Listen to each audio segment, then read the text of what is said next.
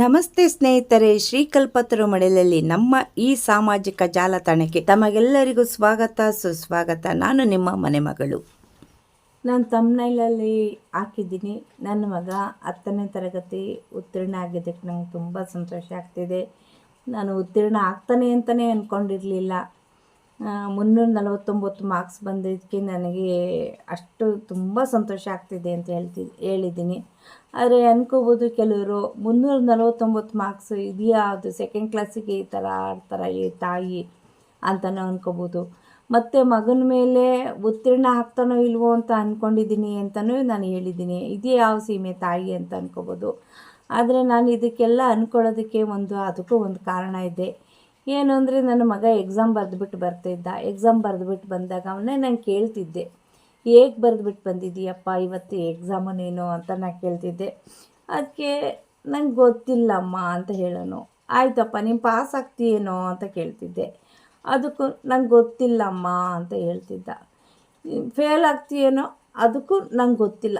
ನಾವು ಏನು ಕೇಳಿದ್ರು ಅವನು ಹೇಳ್ತಿದ್ದಿದ್ದು ನಂಗೆ ಗೊತ್ತಿಲ್ಲ. ನೀನು ಪಾಸ್ ಆಗ್ತೀಯೋ ಫೇಲ್ ಆಗ್ತೀಯೋ ಅದಕ್ಕೂ ನಂಗೆ ಗೊತ್ತಿಲ್ಲ, ಏನಾಗುತ್ತೆ ಅಂತ ನಂಗೆ ಗೊತ್ತಿಲ್ಲ. ಪ್ರತಿಯೊಂದಕ್ಕೂ ಅವನೇ ಎಕ್ಸಾಮ್ ಬರ್ದಿನೋ ಅಂಥ ಹುಡುಗನೇ ನಂಗೆ ಗೊತ್ತಿಲ್ಲ ಅನ್ಬೇಕಾರೆ ನಾವು ಯಾವ ರೀತಿ ಅವನು ಬರೆದಿರೋ ಎಕ್ಸಾಮ್ ಪರೀಕ್ಷೆ ಮೇಲೆ ನಾವು ಯಾವ ರೀತಿ ಒಂದು ಕಾನ್ಫಿಡೆನ್ಸ್ ಇಟ್ಕೊಳ್ಳೋದು. ಅದಕ್ಕೋಸ್ಕರ ನಾನು ಇನ್ನು ಅವನಿಗೂ ನಾಳೆ ದಿನ ಅವನು SLC ಎಕ್ಸಾಮಲ್ಲಿ ಅವನೇನಾದರೂ ಫೇಲ್ ಆದಾಗ ಅವನು ಅದ್ರ ಬಗ್ಗೆ ಕೊರಗಬಾರ್ದು ಅಥವಾ ಇನ್ಯಾವುದಾದ್ರೂ ಒಂದು ಕೆಟ್ಟ ದಾರಿ ಹಿಡಿಬಾರ್ದು ಅನ್ನೋ ಒಂದು ಕಾರಣಕ್ಕೋಸ್ಕರ ಅವನು ಮನಸ್ಸಿಗೆ ಧೈರ್ಯ ತುಂಬೋಕ್ಕೋಸ್ಕರ ಅವನಿಗೊಂದು ಸ್ಫೂರ್ತಿ ತುಂಬೋಕ್ಕೋಸ್ಕರ ಓದಿರಲೇಬೇಕು ಅಂತ ಏನಿಲ್ಲ, ಓದಿಲ್ಲದೆ ಹೋದ್ರೂ ಜೀವನ ಮಾಡ್ಬೋದು, ಅದಕ್ಕೂ ಬದುಕ್ಬೋದು, ಅದನ್ನು ಜೀವನ ಮಾಡೋದು ಹೇಗೆ ಅನ್ನೋದನ್ನು ಕಲಿಸ್ಬೇಕು ಅನ್ನೋದಕ್ಕೋಸ್ಕರ ನಾನು ಅವನಿಗೆ ಮೊದಲೇ ರೆಡಿ ಮಾಡಿಬಿಟ್ಟಿದ್ದೆ. ಯಾವ ರೀತಿ ಅಂದರೆ, ಫೇಲ್ ಆದ್ರೂ ನೀನು ಯಾವುದೇ ಕಾರಣಕ್ಕೂ ಚಿಂತೆ ಮಾಡಬಾರ್ದು ಅನ್ನೋದಕ್ಕೋಸ್ಕರ. ಅದಕ್ಕೆ ನಾನು ಎಲ್ಲರಿಗೂ ಹೇಳ್ಕೊಬಂದ್ಬಿಟ್ಟಿದ್ದೆ, ನನ್ನ ಮಗ ಉತ್ತೀರ್ಣ ಆಗ್ತಾನೆ ಅಂತ ನಂಗೆ ಗೊತ್ತಿಲ್ಲ. ಹಾಗಾಗಿ ಫಲಿತಾಂಶ ಬಂದಿದ್ದಿನ ನಂಗೆ ಯಾರು ಏನು ನನಗೆ ಕೇಳಬೇಡಿ, ಅವನು ಪಾಸ್ ಆದರೆ ನಾನೇ ಫೋನ್ ಮಾಡಿಬಿಟ್ಟು ಪ್ರತಿಯೊಬ್ಬರಿಗೂ ತಿಳಿಸ್ತೀನಿ ಅಂತ ಹೇಳಿದ್ದೆ. ಅದೇ ರೀತಿ ನಾನು ಅವನು ಅನುತ್ತೀರ್ಣ ಆಗ್ತಾನೆ ಅಂತಲೇ ಅಂದ್ಕೊಂಡಿದ್ದೆ. ಮತ್ತು ಕೆಲವರು ಮಾಸ್ಟ್ರುಗಳು ಎಲ್ಲ ಅಲ್ಲಿ ಬಂದಿರ್ತಾರಲ್ಲ, ಆ ಮಾಸ್ಟ್ರುಗಳನ್ನ ನಾನು ಕೇಳ್ತಿದ್ದೆ, ನಮ್ಮ ಹುಡುಗ ಹೇಗೆ ಮಾಡಿದ್ದಾನೆ ಸರ್ ಎಕ್ಸಾಮಲ್ಲಿ ಇವತ್ತು ಅಂತ ಕೇಳ್ತಿದ್ದೆ. ಅದಕ್ಕೆ ಅವರು ಹೇಳ್ತಿದ್ರು, ಇಲ್ಲ ಮೇಡಮ್, ಒಂದು ಅರ್ಧ ಗಂಟೆ ಮುಕ್ಕಾಲು ಗಂಟೆ ಅಷ್ಟೇ ಅವನು ಬರೀತಾ ಇದ್ದಿತ್ತು, ಬರಿದ್ದೇ ಇಲ್ಲ ಅಂತ ಹೇಳೋರು. ಅವನು ಅರ್ಧ ಗಂಟೆ ಮುಕ್ಕಾಲು ಗಂಟೆ ಬರೆದು ಅಷ್ಟು ಮಾರ್ಕ್ಸ್ ತೆಗೆದಿದ್ದಾನೆ ಅಂತಿದ್ರೆ, ಹಾಗಾದ್ರೆ ಪೂರ್ತಿ ಅವನು ಬರೆದಿದ್ರೆ ಇನ್ನೆಷ್ಟು ಮಾರ್ಕ್ಸ್ ತೆಗಿತಿದ್ದ? ಅವನದು ಹ್ಯಾಂಡ್ ರೈಟಿಂಗು ತುಂಬ ಚೆನ್ನಾಗಿದೆ, ತುಂಬ ನೀಟ್ನೆಸ್ ಆಗಿದೆ ಹ್ಯಾಂಡ್ ರೈಟಿಂಗು ಅವನದು, ಅಷ್ಟು ಚೆನ್ನಾಗಿದೆ. ಮತ್ತು ಅವನು ತುಂಬ ಫಾಸ್ಟ್ ಅವನು ಬರೆಯೋದು. ಆ ಒಂದು ಕಾರಣಕ್ಕೂ ಅರ್ಧ ಗಂಟೆ ಮುಕ್ಕಾಲು ಗಂಟೆಗೆ ಬರೆದ್ನೇನೋ ಅದು ನಂಗೆ ಗೊತ್ತಿಲ್ಲ. ಆಮೇಲೆ ಅವನಿಗೆ ಏನಾದರೂ ಒಂದು ಕೇಳಿದರೆ ಉತ್ತರ, ಅಮ್ಮ ನಾನು ಹಿಂಗೆ ಬರ್ತಿದ್ದೀನಿ, ಇದಕ್ಕೆ ಉತ್ತರ ಈ ಥರ ಸರಿ ತಪ್ಪಾಗಿದೆ, ಇಷ್ಟು ಮಾರ್ಕ್ಸ್ ಬರುತ್ತೆ ಅಂತ ನಾನೇನೋ ಲೆಕ್ಕ ಹಾಕ್ತಿದ್ದೆ. ಅವನು ಆ ಥರ ಲೆಕ್ಕ ಹಾಕ್ಬಿಟ್ಟು ಹೇಳ್ಬೋದಾಗಿತ್ತು, ಆದರೆ ಲೆಕ್ಕ ಹಾಕ್ಬಿಟ್ಟು ಹೇಳಲಿಲ್ಲ. ಹೇಳ್ದಲ್ಲೇ ಇದ್ದಾಗ ಅದು ಅವನ ಮನಸ್ಸಲ್ಲಿ ಏನಿದೆಯೋ ಯಾರಿಗೆ ಗೊತ್ತು ಅಲ್ವಾ.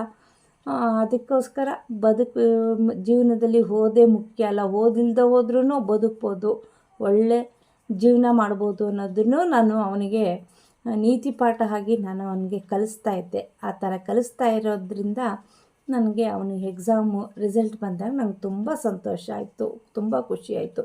ಮತ್ತು ಈ ಸಲ 10ನೇ ತರಗತಿ ಎಕ್ಸಾಮಲ್ಲಿ ತುಂಬ ಸ್ಟ್ರಿಕ್ಟ್ ಮಾಡಿದ್ರು ಅಂತ ಎಲ್ಲರೂ ಹೇಳ್ತಾರೆ. ಹೌದು, ಸ್ಟ್ರಿಕ್ಟ್ ಮಾಡಿದ್ದಕ್ಕೆ ರಿಸಲ್ಟ್ ಕಮ್ಮಿ ಆಯಿತು ಅಂತ ಹೇಳ್ತಾರೆ. ಹಾಗಾದರೆ ಸ್ಟ್ರಿಕ್ಟ್ ಇಲ್ಲದೆ ಹೋದರೆ ರಿಸಲ್ಟ್ ಜಾಸ್ತಿ ಆಗುತ್ತೆ. ಹಂಗಾರೆ ರಿಸಲ್ಟ್ ಜಾಸ್ತಿ ಬೇಕಾ? ಬುದ್ಧಿವಂತರು ಬೇಕೋ ಅಥವಾ ಎಲ್ಲರೂ ಫಲಿತಾಂಶ ನಿಮಗೆ ಬೇಕು ಅಥವಾ ಬುದ್ಧಿವಂತರು ಮಕ್ಕಳು ಮುಂದುವರಿಯೋದು ಬೇಕೋ? ಅದನ್ನು ನೋಡ್ಕೋಬೇಕು. ಸ್ಟ್ರಿಕ್ಟ್ ಇದ್ರೇ ಒಳ್ಳೆಯದು ಅಂತಲೂ ನಾನು ಹೇಳ್ತಾ ಇದ್ದೀನಿ.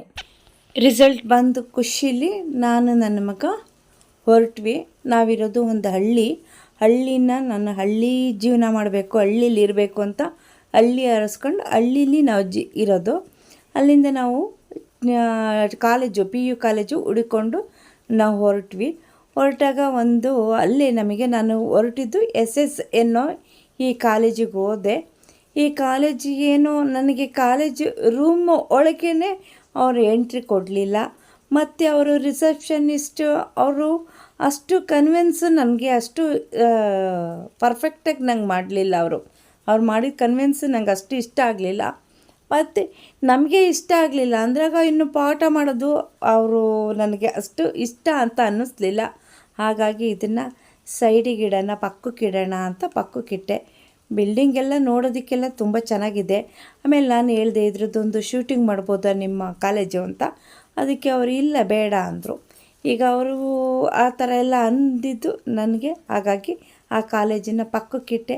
ಅದಾದ ನಂತರ ನಾನು ಒಂದು ವಿದ್ಯಾನಿಧಿ ಅನ್ನೋ ಒಂದು ಕಾಲೇಜಿಗೆ ಹೋದೆ. ಆ ಕಾಲೇಜಿಗೆ ಹೋದಾಗ ಅಲ್ಲಿ ರಿಸೆಪ್ಷನಿಸ್ಟು ನನಗೆ ಅವ್ರು ಮಾಡಿದಂಥ ಒಂದು ಟೀಚ್ ಏನಿದೆಯೋ ಆ ಟೀಚು ನನಗೆ ಇಷ್ಟ ಆಯಿತು ಅಂದಮೇಲೆ ಅಲ್ಲಿಗೆ ಮಕ್ಳಿಗೂ ಇಷ್ಟ ಆಗುತ್ತೆ. ನಾವು ಓದೋದು ಬಿಟ್ಟು ಎಷ್ಟು ವರ್ಷ ಆಗಿದೆ, ಎಷ್ಟು ವರ್ಷ ಆದಮೇಲೆ ಈಗ ಒಬ್ರದ್ದು ಆಲಿಸ್ಬೇಕು ಅವ್ರು ಮಾತಾಡೋದನ್ನು ಅಂತ ಅಂದಾಗ ನಮಗದು ಆಲಿಸೋಕ್ಕಾಗೋದಿಲ್ಲ, ನಮಗಷ್ಟು ಇಷ್ಟ ಅನಿಸೋದಿಲ್ಲ. ಅಂಥದ್ರಲ್ಲಿ ಅವ್ರು ಹೇಳಿದಾಗ ನನಗಿಷ್ಟ ಆಯಿತು. ಹಾಗಾಗಿ ಇದನ್ನು ಒಂದು ನಾನು ಆರಿಸ್ಕೊಂಡೆ ಈ ಕಾಲೇಜು ಇರಲಿ, ಇದು ಪಕ್ಕಕ್ಕಿಡೋಣ ಅಂತ ಇದನ್ನು ಆರಿಸ್ಕೊಂಡು ಪಕ್ಕಕ್ಕಿಟ್ಟೆ. ಆಮೇಲೆ ಅಲ್ಲಿ ಒಂದು ಹಾಸ್ಟೆಲ್ ಫೆಸಿಲಿಟಿನೂ ಇದೆಯಂತೆ. ತಿಂಗಳಿಗೆ 6,000 ರೂಪಾಯಿ ಅಂದರು. ಅದರಲ್ಲಿ 5 ಬೆಡ್ ಇತ್ತು ಒಂದು ರೂಮಲ್ಲಿ. 5 ಬೆಡ್ರಿಗೆ 1 ಟಾಯ್ಲೆಟ್ ಅಷ್ಟೇ ಇದ್ದಿದ್ದು. ಹಾಗಾಗಿ ನನಗೆ ಹಾಸ್ಟ್ಲಿ ಫೆಸಿಲಿಟಿ ಇಷ್ಟ ಆಗಲಿಲ್ಲ. ನನ್ನ ಮಗನಿಗೆ ಯಾರಾದರೂ ಸ್ಟ್ರಿಕ್ಟಾಗಿ ಕೋಲ್ ತಗೊಂಡು ಓದು ಅಂತ ಹೇಳಿದ್ರೆ ಅವನು ಖಂಡಿತವಾಗಿಯೂ ಓದ್ತಾನೆ. ಹಾಗಾಗಿ ನನಗೆ ಸ್ಟ್ರಿಕ್ಟ್ ಮಾಡೋ ಅಂಥ ಒಂದು ಕಾಲೇಜ್ ಬೇಕಾಗಿತ್ತು. ಹಾಗಾಗಿ ಇದನ್ನು ಹಾಗೆ ಆರಿಸ್ಕೊಂಡಿಟ್ಟೆ. ನಂತರ ಈ ಕಲ್ಪತರು ಕಾಲೇಜ್ ಅಂತ ಹೋದೆ. ಈ ಕಲ್ಪತರು ಕಾಲೇಜ್ ಕ್ಯಾಂಪಸ್ಸಿಗೆ ನಾನು ಒಳಗೆ ಹೋಗ್ತಿದ್ದಂಗೆ ನನಗೆ ಏನೋ ಅಲ್ಲಿ ಒಂಥರ ಬ್ಯಾಡ್ ಫೀಲ್ ಆಯಿತು. ಯಾಕೆ ಅಂದರೆ ಅಲ್ಲಿ ಲಾಸ್ಟ್ ಬೆಂಚಲ್ಲಿ ಹುಡುಗರು ಕೂತಿದ್ರು. ಆ ಹುಡುಗರು ಮಾಡುವಂಥ ಕಿತಾಪತಿ ಚೇಷ್ಟೆಗಳು ನನ್ನ ಕಣ್ಣಿಗೆ ಕಂಡಿದ್ದಕ್ಕೆ ನನಗದು ಅಷ್ಟು ಇಷ್ಟ ಆಗಲಿಲ್ಲ. ಆಮೇಲೆ ಯಾರಾದರೂ ಒಬ್ಬರು ಕೇಳಿದ್ರೆ ಕಲ್ಪತರು ಕಾಲೇಜು ಮೊದಲು ಇರೋ ಬೆಲೆ ಈಗ ಅಷ್ಟಿಲ್ಲ, ಅಲ್ಲಿ ಒಂದು ಸ್ವಲ್ಪ ದುಂಬಿ ಈ ಥರ ಜಾಸ್ತಿ ಅಂತ ಹೇಳಿದ್ರು. ಹಾಗಾಗಿ ಅದನ್ನೂ ಸಹ ನಾನು ಪಕ್ಕಕ್ಕಿಟ್ಟೆ. ಅದನ್ನು ನಾನು ಆರಿಸ್ಕೊಳ್ಳೋಕೆ ಹೋಗಲಿಲ್ಲ.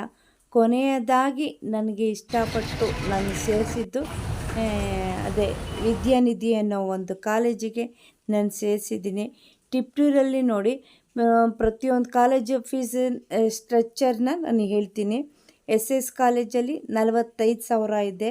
ಅದರಲ್ಲಿ ಯೂನಿಫಾರ್ಮು ಎಲ್ಲ ಎಕ್ಸ್ಟ್ರಾ ತಗೋಬೇಕು ಅಂತ ಹೇಳಿದ್ರು.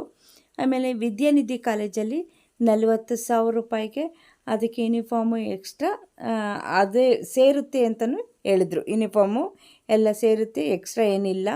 ಆದರೆ ಕಲ್ಪತರು ಕಾಲೇಜಲ್ಲಿ 20,000ನೋ 25,000ನೋ ಅಂತ ಹೇಳಿದ್ರು.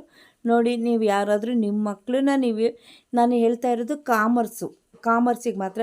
ನಿಮ್ಮ ಮಕ್ಕಳನ್ನು ನೀವೇನಾದರೂ ಸೇರಿಸ್ಬೇಕು ಅನ್ನೋದು ಏನಾದರೂ ನಿಮ್ಮ ಮನಸ್ಸಲ್ಲಿದ್ದು ನಿಮಗೆ ಕಾಲೇಜಿಗೆ ಹೋಗಿ ಹುಡ್ಕೋದಕ್ಕೆ ತಾಪತ್ರೆ ಆಗಿ ನೀವು ಹೋಗೋಕ್ಕಾಗಲಿಲ್ಲ ಅಂದ ಪಕ್ಷದಲ್ಲಿ ಈ ವಿಡಿಯೋನಾದರೂ ಈ ದೃಶ್ಯನಾದರೂ ನೋಡಿ ನಿಮ್ಮ ಮಕ್ಕಳನ್ನ ಸೇರಿಸೋದಿದ್ರೆ ಸೇರಿಸಲಿ ಅನ್ನೋ ಕಾರಣಕ್ಕೋಸ್ಕರ ನಾನು ಹೇಳ್ತಿದ್ದೀನಿ. ಫೀಸು ಸಹ ನಾನು ಕೊಡ್ತಾಯಿದ್ದೀನಿ. ನಿಮ್ಗೆ ಯಾವ್ದು ಅನುಕೂಲ ಇದೆ ಹಾಗೆ ಮಾಡಿ.